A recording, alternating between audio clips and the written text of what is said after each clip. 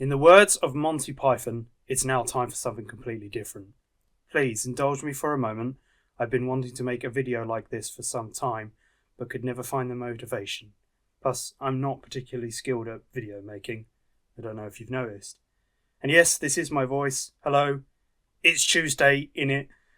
I am very British, and I'm sorry for that. Google defines it as a state of distress or unhappiness caused by a feeling that one's gender identity does not match one's sex as registered at birth. Now, some people would label gender dysphoria as a new cultural phenomenon, often dismissed as woke. However, gender dysphoria isn't something new. In 1952, the first sex reassignment surgery was performed. In 1973, gender dysphoria syndrome was proposed. This would later turned to gender dysphoria in 2013. Here's some statistics. Now, I'm from the UK, so I'm going to use the UK for stats here. If you're interested in reading about your own country, I invite you to do so. In a 2001 census, it was suggested that 0.54% of people aged over 16 said that their gender was different from their gender assigned at birth. Now, in 2001, the population of the UK was 76 million. Now, stats aren't always reliable and your own reading is recommended, but if we go off the information that was easily found with a quick internet search, that would suggest that 361,800 individuals in the UK potentially suffer from gender dysphoria. Now, this is what I'm most interested in. You can find all sorts of information about what gender dysphoria is, but what does it actually feel like to have gender dysphoria?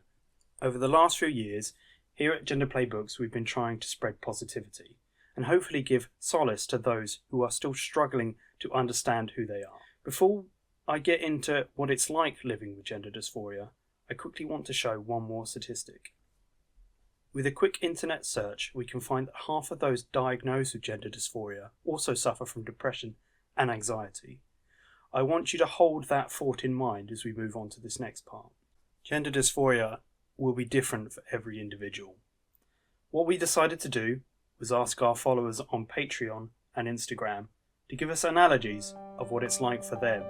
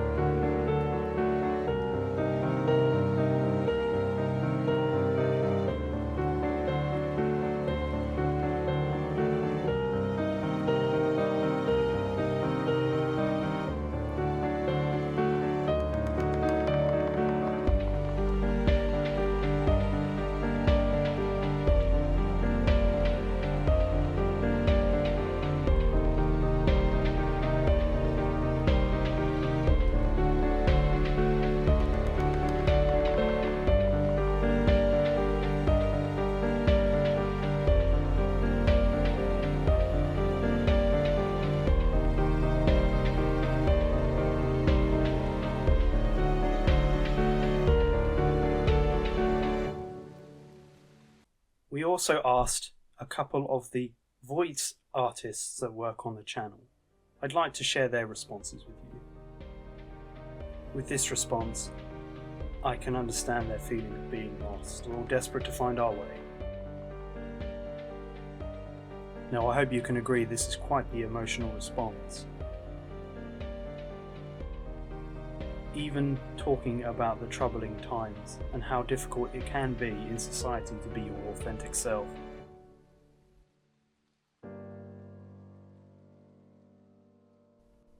Now you've seen all those responses, Is it any wonder why those suffering with gender dysphoria also suffer from depression and anxiety?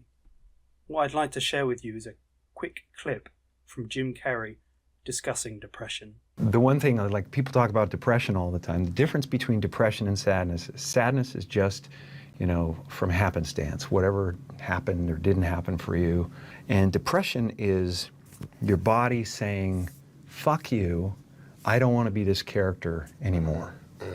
I don't want to hold up this avatar that you've created in the world. It's too much for me. Now, before I wrap this video up, I'd like to show you one last thing. About 2 weeks ago, I put together a small comic story with this video in mind. What I wanted to see was the reaction to what's in the comic. The comic is basic. It follows a body snatch, where one character steals another's bodies. What I'd like to point out was the comments. Let me share them with you.